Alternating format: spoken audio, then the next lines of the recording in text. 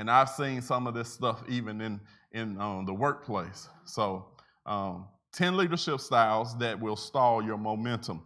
Number 1 is called, and these are personality traits. Okay, so I want you to understand that. So number 1 is called the Flawed Genius.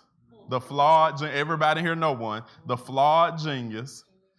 They're brilliant at so many other things they do, but have massive blind spots. The Flawed Genius. You ever met somebody like that? And what they do, they're brilliant, but they have a lot of blind spots. They getting hit in other areas.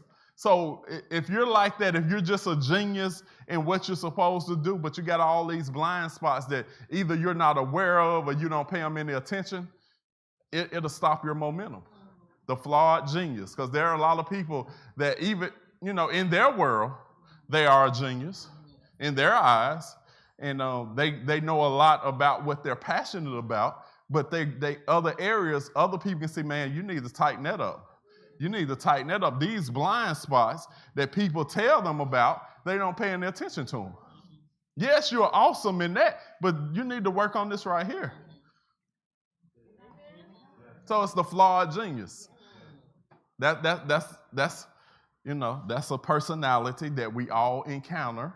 Either it's in us or it's in somebody else. And one of the things about these different traits that can stop your momentum, you need to be honest with yourself and take real assessment and say, is that me? Am I mastering this, but I'm getting hit on every other side because I got all these blind spots that I need to make sure I'm tightened up and I'm covering myself and not just so passionate about this one thing. You ever find somebody harp on one thing, they passionate, but they everything else just raggling. People brilliant, but can't even open a pizza box. I'm serious. I met people that were brilliant, all these degrees, and couldn't open a box. Because their mastery is in education. They excel in academia, but in life, these blind spots. So you're a genius, but you're flawed because you got massive blind spots that you need to pay attention to. I've heard people say, I know without a shadow of a doubt, I'm a great husband, but I'm a terrible father. Or I'm a good mother, but I'm a bad wife. Or I'm a great wife, but I'm not a good mother. What are they saying? I'm good at this, but I got blind spots. How do you deal with blind spots? You got to start to strengthening yourself in those areas that you know you have blind spots in. You can't just say, oh, I accept that. No, you got to begin to pay attention and begin to deal with those areas that you know you got blind spots in. I can't stay there because I could stay on each one of these. So the first one is the Flawed Genius, blind spots. Brilliant at so many other things they do, but have massive blind spots. The second one is the Overconfident. The Overconfident would-be. You ever met them people? The Overconfident would-be. They would be something. They would be doing this. They always would be something. The Overconfident would-be. You're not as good as you think you are. Right? Unaware of your own weaknesses. The Overconfident would-be is not as good as they think they are, and they are unaware of their own weaknesses. So they got all this confidence, and people just shaking their head at them when they sing. Like they just, what, they're overconfident. You're not as good as you think you are. You need to walk in humility. And see, that's why right leadership is important, because the right leader will keep you humble. Because either you going to humble yourself or you will be humble. And when you have that overconfident would-be, they need a strong leader that will keep them walking in humility. Because you're not all that you think you are. And I'm here to remind you that you're not all that you think you are. That's why there are some men, they don't need no weak woman. They'll run amok on a weak woman. A timid woman. It's some men that need a woman that will stand toe-to-toe. Oh, y'all ain't gonna talk. Toe-to-toe. And there are some women, she don't need no little old jellyback man. She'll have that man on a leash taking him around like a puppy. That woman need a man. Somebody to bring checks and balances. Some women gravitate to weak men because they want to dominate the relationship because it's a Jezebel spirit been passed down through generations.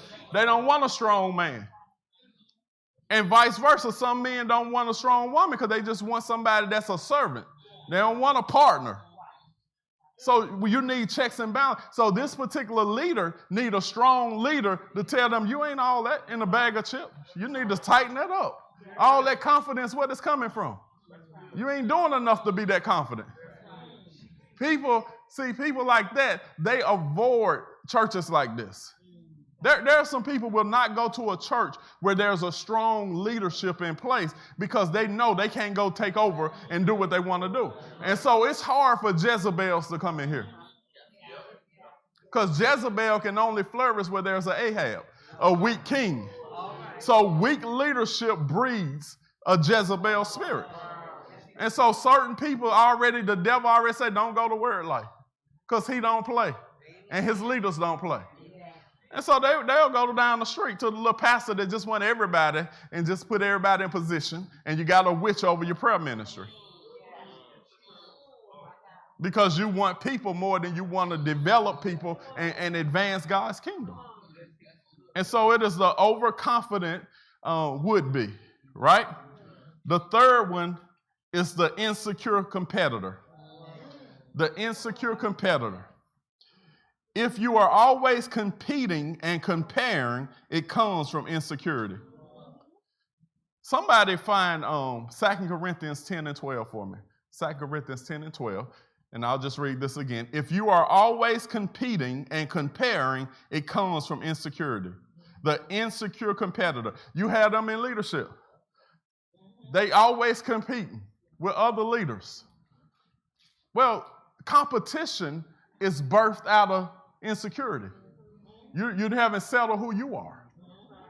And you know, some people say, well, I just have a competitor's nature. I'm just competitive. Why? Why are you that competitive? See, I understand competition because I played sports. I didn't go out there to lose. But I'm talking about in everything it becomes a competition. That speaks to insecurity. You got to have the best car. You got to have the best house. You got to have the best shoes. You got to have the best everything. You think you're the best leader. Somebody got that scripture for me? Somebody read that loud for 2 Corinthians 10 and 12.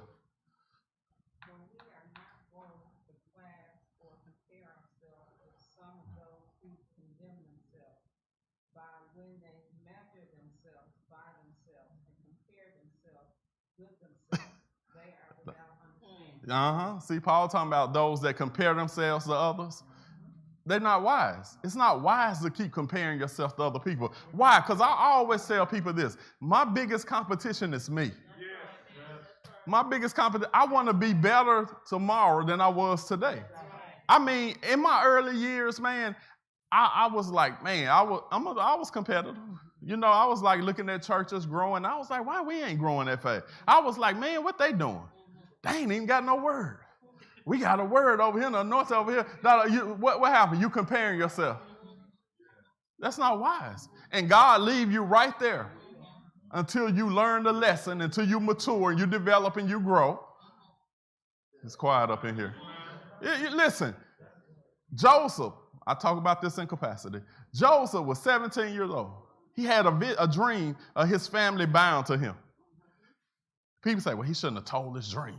He wouldn't have got thrown in the pit. Well, if he didn't get in the pit, he wouldn't end up in the palace. Pit throwers are necessary.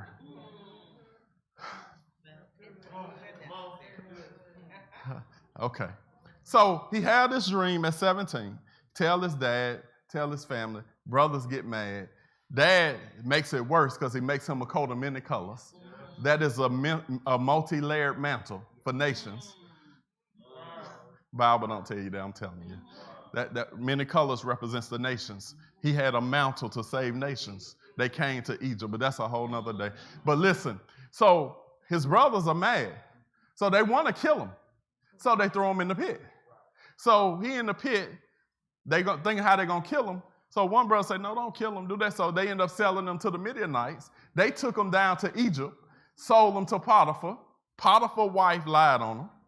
Say he tried to rape her. So Potiphar put him in prison. In the prison, he meets Pharaoh's servants, interpret their dream, and then when Pharaoh has his dream, they say, oh yeah, it's a guy in the prison, Joseph. He interpreted dream. Pharaoh sent for him, he interpreted the rest of his history.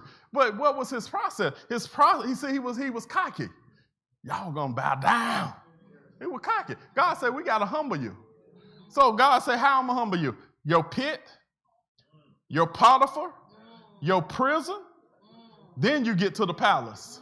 There's an in-between time from your promise to your purpose. And see, in that in-between time, God working that competition out of us. He working that pride out of us. See, it was 17 years from the dream to the manifestation. See, he was 17 when he had the dream. It was 17 more years by the time he actually was in the palace. Why?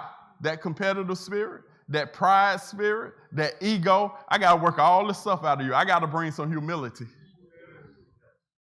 And so we always like, God, hurry up. What's taking so long? No, you got an in-between time. Them years I was looking at other churches grow, take off, etc. And I was like, God, what's wrong? You forgot me? What's going on? And God like, no, you're right where I want you. Because there is always the promise, then there's the process, and then there's the purpose. That process is what's so hard because that's when betrayal takes place. That's that in between. That's when that competition. You know, Paul was cocky. Paul was like, I'm the chief among the apostles. Then Paul say, I'm just an apostle. Then Paul say, I'm the least among the apostles. And then he said, I'm the chief of sinners. He went from the chief humility. That competition had to get worked out of him. And so when you have this, when you are the insecure competitor leader, you always compete. Even with your people you lead, you competing with them. Because them insecurities, the way you handle this through competition. So you think a win makes you look good. And it's not that serious to people. The insecure competitor. If you're always competing and comparing, it comes from insecurity. Got to deal with the insecurity. God uses that in-between time to work that out of us. Those word curses that were spoken over. You know, I need to add some more to my book. So I was working on it last night, and the Holy Spirit said, there are some lessons that you will only learn through experience. You can't read it in the book. People can't tell you. And then there is some growth that only takes place through pain.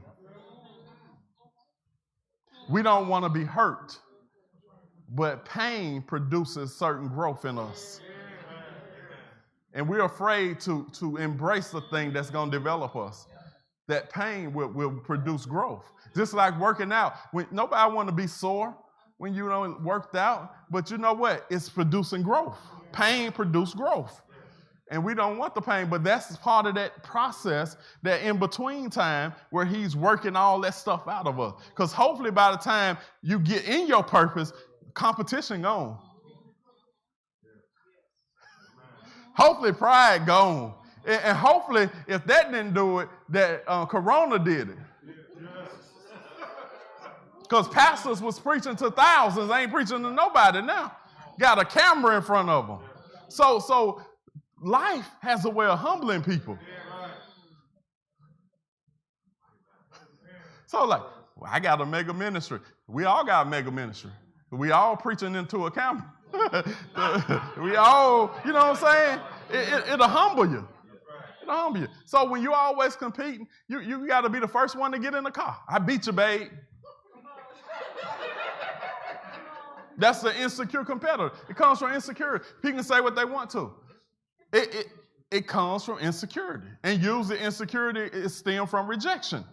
You got to deal with rejection. You got to deal with insecurity because you will start overperforming. Insecurities make, Sister Lynn, can I talk to you? Insecurity make us perform. So we always feel like we got to do better than everybody else to be accepted. And sometimes that's stems from your childhood. Maybe your parents didn't ever accept you, or you had to overperform. You had to do all this stuff to get approval and for them to be happy. And so that stuff, it gets in you, and you grow up and you feel like you're either competing or you got to overperform and for you to be accepted. God doesn't accept us based on that. He loved us when we were sinners. So you do not want to be the insecure competitor. It will stall your momentum. Okay. That was 3, right? Yeah. Number 4 is the distracted juggler. You ever seen those clowns juggling? Y'all ain't gonna talk. You got a whole lot of balls in the air, trying to be all things to all men. But you must be dedicated to one thing. Paul say, this one thing I do. Paul, I ain't got a whole lot. This one thing I do. What I do? Forgetting what's behind me? Pressing toward the mark of the high calling? See, you might have some stuff going on in your life, but it is geared towards your purpose. But this right here, this distracted juggler, they just got stuff everywhere. They ain't focused on nothing. And see, my problem is, my wife and I, we were listening to this financial advisor, I think on the Willie Moe show. And he was saying people always talking about multiple streams. He said he don't agree with that. He said because what people say are multiple streams are just multiple trickle, just a little trickle. He say one stream is better than multiple trickle, just something just trickling out. And he said, you're putting all your energy and all this stuff, and it's not a stream. It's just a little, you know how the sink just drip. Multiple drips. But you don't have nothing that's really working. I'd rather have something that work, and I master it, and it's producing, than talking about, I got my hand in a whole lot of stuff. Yeah, we know. But you're neglecting what you need to be taken care of. And so this distracted juggler, he can't even look at the main thing because he got to keep all them balls in there. And he trying to be all things to all people and not focusing on what he need to focus on. You need to focus on God and your assignment and stop trying to be all over the place. Okay. If you find yourself in some of this stuff, just repent and make the adjustment. You trying to be everything to everybody. You can't do that. What did God say? At the end of the day, even my life, even writing books and stuff, it is geared toward the kingdom. It flows into my assignment to train and to equip. I can't be out here talking about I'm going to be selling chicken over here on Mondays and Wednesdays and stuff. When you going to seek the Lord? The chicken don't have nothing to do with my assignment, but when I put it in my mouth. Some of y'all been there. You're there trying to do all this stuff. You got all these little businesses that you just invest. Well, it's just a little bit to start up, but it ain't producing. Shut that mess down. What's the one thing you need to be focusing on? See, nobody gonna tell you this. I'm gonna tell you this. Nobody ever got rich from streams. They got rich from focus. Uncommon focus. Streams divide your attention. Streams divide your attention. People, you ever heard Jack of all trade, master of none? They know a little bit about everything, but they don't know a whole lot about anything. All these streams ain't doing nothing but dividing your resources and your attention. All these drips. You need one force. One, in the garden there were 3, there were 4 heads, there were 4 strings. Well, God put the strings there. Adam didn't have to create them. He just woke up in it. Here we are talking, create multiple streams. No, you ain't. You're spending money you ain't even got. And that ain't, listen, if what you do is not making money, it's a hustle. It's not a business. It's not a company. It's a hustle. And if it does not make money with you sleep, it's not a business. Businesses make money when you sleep. Real money, real investment make money when you sleep.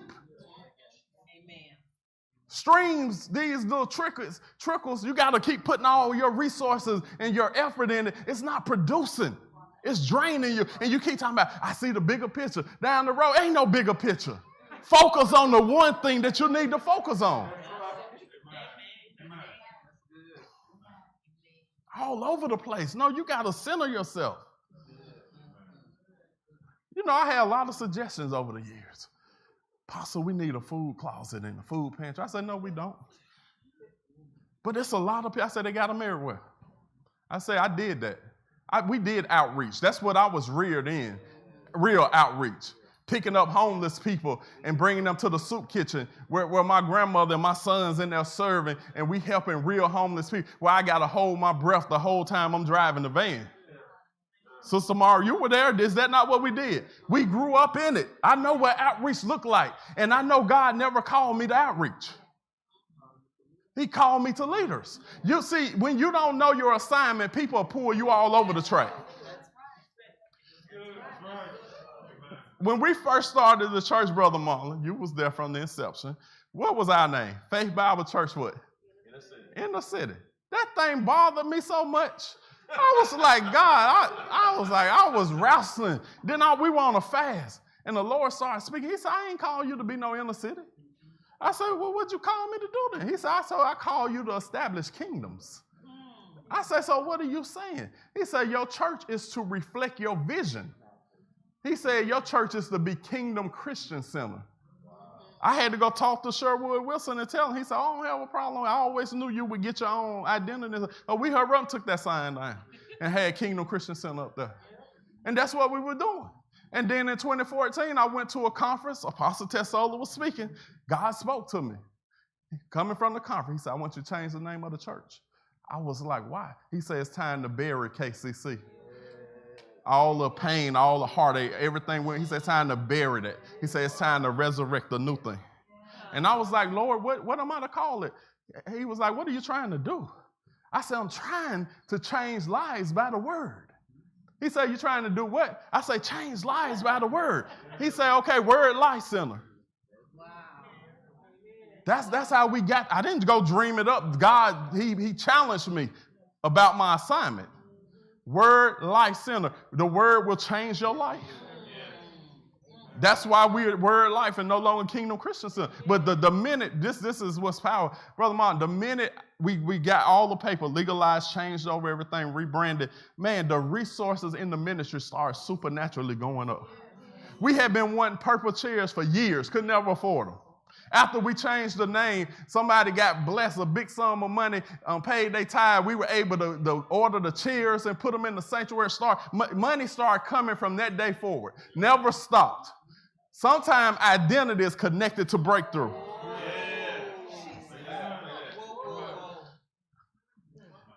Sometimes we're trying to do too much. We won't settle ourselves in what God has called us to do. If God told you to sell fish, then get your fish Friday, have people picking it up, delivering, master what you can do. I'm talking about we're going to sell fish on Friday and chitlins on Monday. No, sell your fish. This one thing I do. Because, see, it's too many people being robbed of their purpose and their prosperity because they're all over the place. They're doing too much. You can't have your hand in everything. What's the one thing you know God told you to do? And one of the things that my pastor shared with us, because people was trying, people try to get you to buy into these businesses and do this and do that and tell you all the money you can make. And he said, I never go into business for making money. He said, I go into business to provide a service. The money will come. Because if you go into business just to make money, you're probably going to go broke. But if you go into business to provide a service, people will always utilize good service. Oh, man. So the distracted juggler. Number 5. This is kind of, the next one. Number 5, the materialistic schemer. You ever met people always scheming? Unfortunately, this even happens in leadership in the church. Some people come to church just to make connections. And when they see you ain't buying into it, you don't see them no more. This pyramid stuff, they figure you got people, you got clout, and then they love pastors because you got influence with people. So you join this business and you will take off right off the bat. Nope. You're going to prostitute my people for you to get rich. Because you notice with these businesses, the only people make money is the heads. All them people under there, they may make a little bit of money, and they say, oh, you keep on building your company. No, you don't never make it. It don't never trickle down. There ain't no trickle down economics. It's all going to stay up there. But the materialistic schemer, see, goals change. They start out right, then the goals change. So then you say, what's your motive? You started out right, but now your motives have changed. Now you're doing stuff to impress people. Why did your goals change? Maybe you violated the 3 G's of ministry. Maybe you after the girls now or the guys. Because God say, don't touch the girls. He spoke this to a man of God. Don't touch the girls or the guys. Don't touch the gold. Leave my money alone. And don't touch my glory. But when you become a materialistic schemer, see, your goals change. Now you want the girls or the guy. Now you want the gold. Now you want the glory for yourself. And so you will start scheming and doing whatever is necessary for you to accomplish that end. Oh, this is quiet. Now, this ain't no Brian Houston. It's all my commentary. So I'm trying to help you. When you start pursuing, see, what you are pursuing will determine your goal. Your goals will be based on what you're pursuing. If you're pursuing women, your goals change. Now I need more money to impress them. I heard a man of God say, most men of God won't say it. He said, the thing about having more money is that you can sin differently. He said, with the money I got, I could go to another country and have a woman if that was in me. You see what I'm saying? He was like, but that's not the purpose of my money. That's not what God blessed me for. So he said, when you got money, you can sin differently in more ways. And so if your motives don't get kept in check, then you will start going after the girls. You'll start going after the gold. You'll try to get more money to get more girls. And then you'll think it's a pseudo glory because now you're being worshiped. Okay. So it's the materialistic schemer. I'm not going to stay there. Number 6 is the flirtatious wanderer. People in ministry flirt. Okay. Christian people flirt. Shouldn't, but they do. So the flirtatious wanderer, always flirting. They always flirt with people. So that means something bigger going on. If a person always flirting and trying to seduce people, there's something bigger going on. What's the root of it? Why do you feel like you need that attention? Not getting help. It's a bigger issue. So this is one of them flaws, the flirtatious one, and it's people in leadership do it. You don't need no greet out there talking, hey, brother. No. Sit them down. And as leaders, you got to watch your leaders. If you see something, don't be talking about, well, maybe. No, ain't no maybe. If you get a check, you better check it. You don't need. We had a brother, when we first started, he was giving the sisters bear hugs. Come here, sister. I said, hold up, brother. Hold up, brother. No, sir. No. You don't be bear hugging no sisters. You don't do that. You don't be pulling women breastises all up into your chest.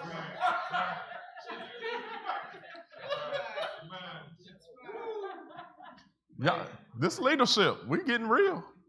You put an end to that. Whether they meant something, I don't know. It's not appropriate. It's not appropriate. It's not appropriate for your greet. And I'm not saying the greeters do this. I'm just because women agree. Hey, brother. Looking them up and down. There ain't no, hey, brother. You look at my eyes.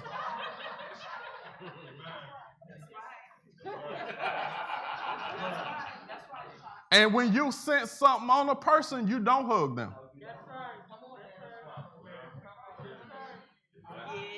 Over the past, I have hugged one sister and another sister came with a hug. I say, praise the Lord, sister.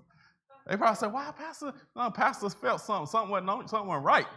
I picked up something on you. Your spirit wasn't right. Okay, y'all don't want to have real leadership. So the flirtatious wanderer, always flirting. So it speaks to something bigger is going on. So It's 4 things under flirtatious wonder I want to give you. Sex drive.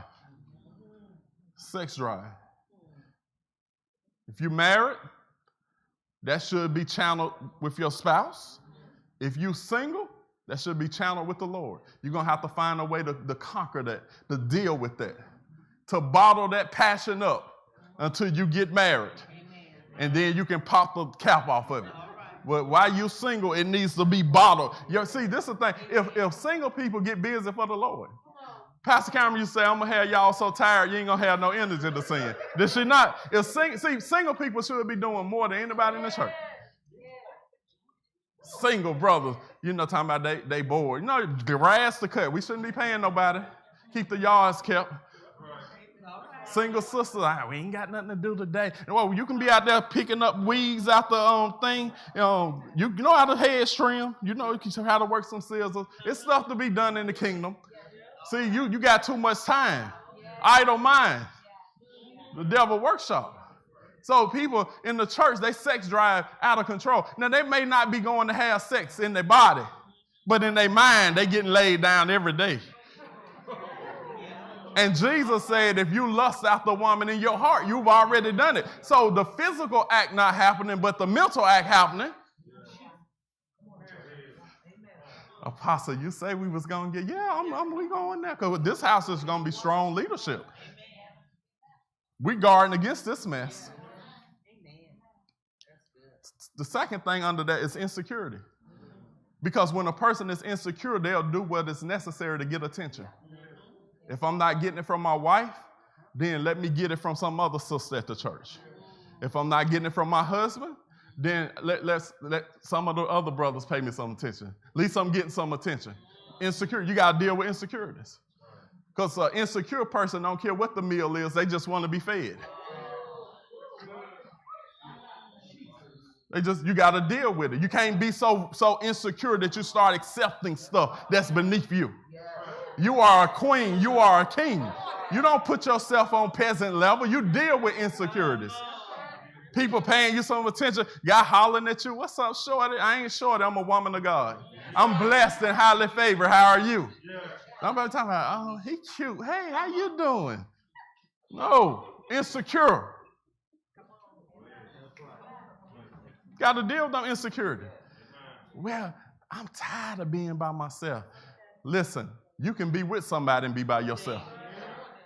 If you could interview people that's married that wish they wasn't married. There are some lonely married people. See, the presence of a body does not mean unfulfilled. His presence does. Okay, y'all.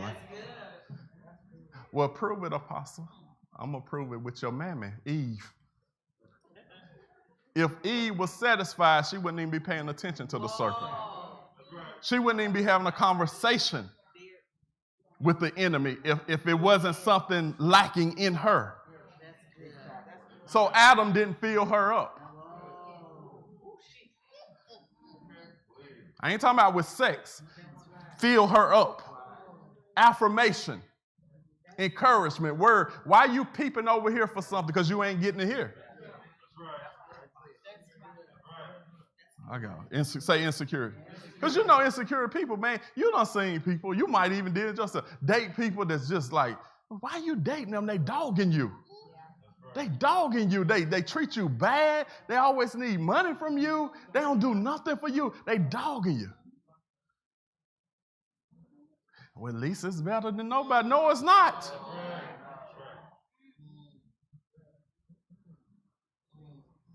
Why are you selling? Because you're insecure. The devil has told you that this is good as it is.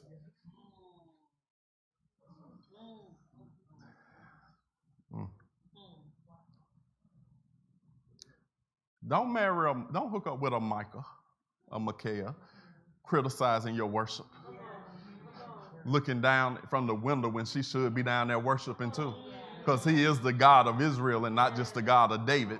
And here you is hooked up with a fool that's mocking your worship. And God say, since you're going to look at his worship, I'm going to lock your womb up. Since your mouth closed, I'm going to lock your womb.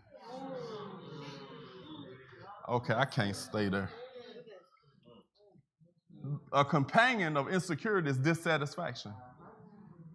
You in a relationship or you in something, but you're not satisfied.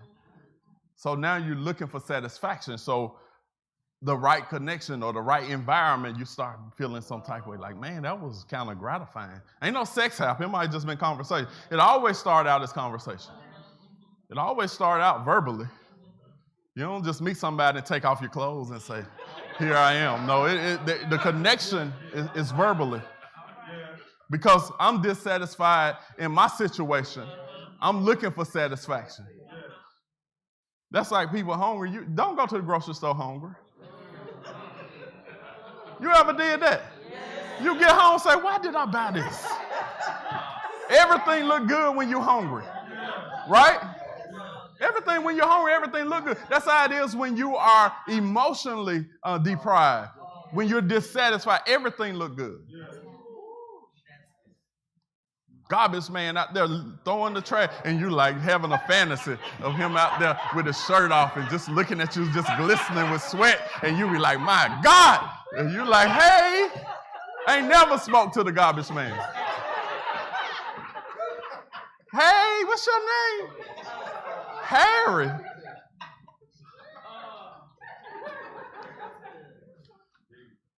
Hey, I used to be a garbage man. There's some stuff out there. Women will come to the door with a robe and open it up while you out there picking up. They do everything they can to get you to come in the house. Yeah, it ain't just on TV. That stuff real. Women come out to the truck and pull their panties off and throw them in the truck and try to seduce you. All kind of crazy stuff. The devil crazy. He don't care. See, them guys I work with crazy, they took them and hung them on the antenna for a souvenir. I was like, y'all fools. But I'm just telling you, when you're dissatisfied, don't think that the enemy don't have something to come. You got to settle this stuff, man. Number 4. When you work with somebody, and this can happen in church, this can happen in your workplace, you spend a lot of time with people. And so it's easy to become emotionally attached to people.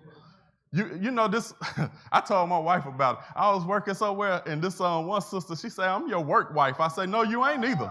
I said, the devil is a liar. I said, I got one wife. I said, don't let that come out your mouth. I said, you're not my work wife. You're an associate. But you see how the people, word, you better watch words. The Bible says, let every man have his own wife, one wife. I don't have no work wife and home wife. You're not my work wife. You're an associate. I know we spend a lot of time in this facility together, but we ain't spending that kind of time. You know what I'm saying? But you have to guard against that. Because, you spend a lot of time, you start talking and you start loosening up and you start, trusting people and stuff. And so you can become emotionally attached to people. You can start developing a soul tie. People think you can just have to have sex. No, you can get soul ties without sex. You get soul ties by conversation. Your soul can be intertwined.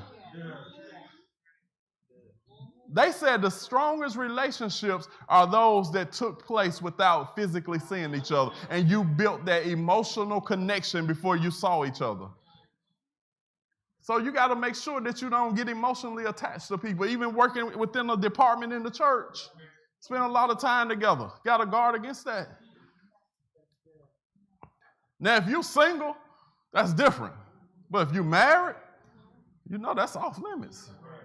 But if you're single, you might work with somebody, you might get emotionally attached. They single, you single. That's not sin. Well, I'm talking about, you married and you committed and you start talking about, I'm starting to catch feelings. You got to watch it. You got to guard against that. I don't need to keep dealing with that. But let me deal with it. Yeah, I do.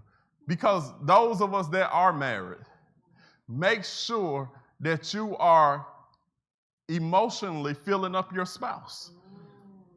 That when they go out and somebody say something crazy like, you my work wife, they be like, no, I'm not either. Why? Because you're not looking for anything. I'm not getting emotionally attached because I'm already attached. You understand that? I represent God and my spouse. I got to hurry up through these next few. Number 7 It's the credit hunting Messiah. The credit hunting Messiah wants all the credit for everything. I discovered the black hole, Credit hunt. They hunt for credit. Anything get done, they did it. They just want the credit. Instead of all the credit belongs to God, all the credit belongs to them. They're the credit hunting Messiah. They solving everything because they want all the credit. They'll steal your credit. Apostle, I know you think Brother Marlon was out there helping people park stuff, but I really was out there. I went to the bathroom and he came out there. That's why you saw him. But I just want you to know. I'm not saying that happened, but that's that credit hunt. And I know you gave Sister Latifah all the credit, because she over to me, but I'm the one who be telling her the stuff. I just want you to know that I be giving her the information she needs. She ain't doing all that. Credit hunting Messiah. Okay, I can't say. Y'all get the picture, right? Yeah. Number 8, the negative pessimists. Negative pessimists. You ever met people they have nothing good to say? They found the downside of everything. Yeah. Even in the Bible, you'll be talking about how beautiful the rapture is. Yeah, but we're going to go through some hell before that happens. They're pessimists. They don't have anything good. Everything is has a negative twist on it. The negative pessimist, nothing good to say. Even stuff in the Bible, they found something how to make it seem negative. I don't know how you can do that, but they find a way. They just a pessimist. They nothing good to say. You got to stay away from people like that. Come on, be honest. You don't met people like that. They find the bad in everything. It might be your mama now, but it's always the bad. Nothing good to say. Check that stuff. Don't be a garbage pail.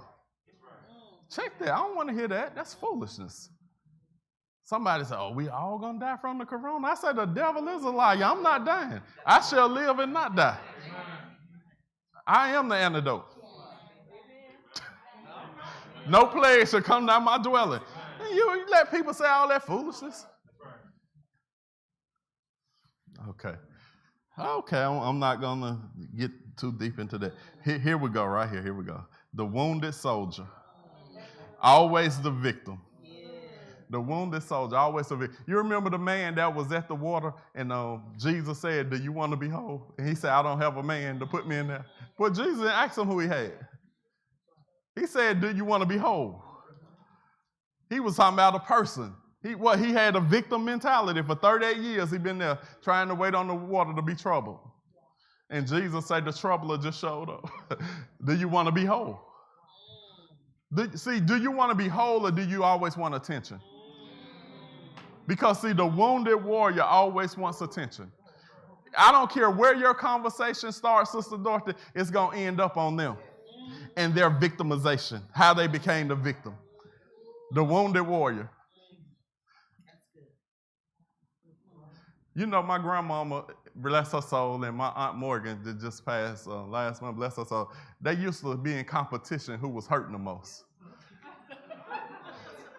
And my grandmama would say something like, yeah, my hip shoulder is hurting me. And say, that thing had me up all night long.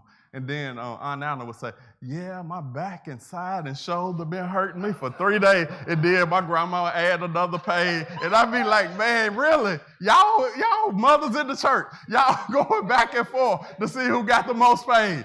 Jesus is the healer. But it was for attention. It was for attention. And the wounded warrior, they always the victim. Because it is the pain to get people to pay attention. It is the pain to get people to pay attention. And so the wounded warrior, all they want is attention. It don't matter how wounded they got to be to get it. But you need to say, do you want to be whole? Because he'll make you whole. My mom, because we used to always be like, why she like she is? My mom was different. And she was like, when she was a little girl, and my granddad used to jump on my grandmother, my mom would start playing like she was sick. So he would stop beating her. Well, that got in her. So becoming a woman, she was always sick. Hypochondriac. What is it when people psychosomatic, people sick in their mind? And I'll just be like, why is this woman always sick? It ain't even nothing else to cut on. They done cut on wrists, ankles, everything gone. It ain't nothing to cut. And then she started telling us how she used to play like she was hurting and sick to get him to stop beating her mama. And I say, so that victim, to get the attention on you and off of your mom being abused. So it just stayed with her. And see, some people are always the victim, the wounded warrior, because they know it's going to get them attention. Because you don't have to do a lot of catering to whole people.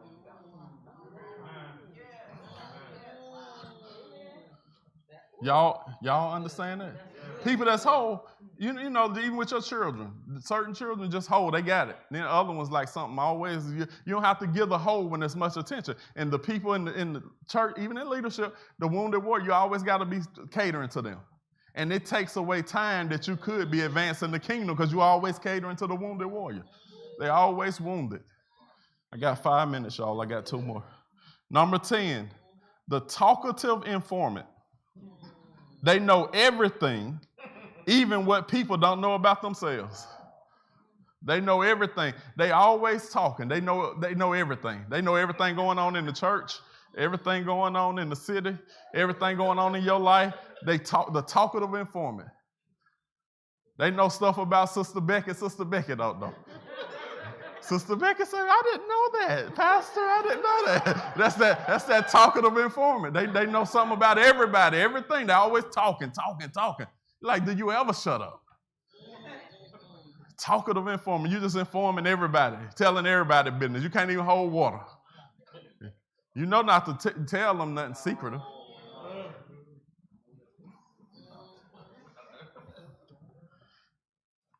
Number 11, the last one. The ostrich. The ostrich, the leader that has his head in the sand. He is fooling himself or themselves, can't see weaknesses in themselves. Like I've given you a whole list of stuff, and you say, well, I ain't see myself in none of that. That's because your head in the sand. You're the ostrich. You blind to your own stuff. Head in the sand, fooling themselves, can't see weaknesses in themselves. Ostrich. And so when you see an ostrich leader, you need to pull their head out the sand and say, look, there's some stuff you need to tighten up on. There's some stuff you need to address. Amen? Amen. We can stop. Amen. Were you blessed?